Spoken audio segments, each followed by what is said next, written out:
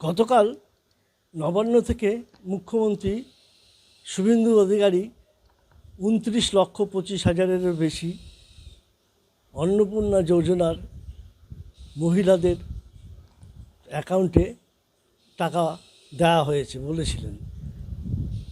কৃষ্ণগঞ্জ ব্লকের বাঁশদিয়ার শিবনিবাস গ্রাম পঞ্চায়েতের 902 জন মহিলা তারা টাকা পেলেন অন্নপূর্ণা যোজনার 3,000 টাকা। তাদেরকে আজ পঞ্চায়েতে ডেকে সার্টিফিকেটের সঙ্গে মিষ্টিমুখও করালেন। খুশি পঞ্চায়েতের এলাকার বাসিন্দারা।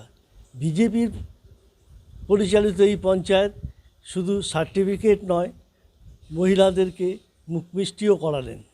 আমাদের পার্টি বিজেপি পার্টি যখন আমাদের মোদিজি প্রতিশ্রুতি দিয়েছিলেন যে লক্ষ্মী ভাণ্ডার বাদ দিয়ে ওকে 1,500 থেকে 3,000 করা হবে।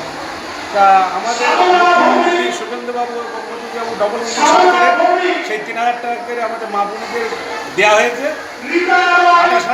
28 লাখের ওপরে আমরা মায়েদের দিতে পেরেছি। আমার পঞ্চায়েতে 702 জনকে মায়েদের অন্নপূর্ণা ভাণ্ডার দেওয়া হয়েছে।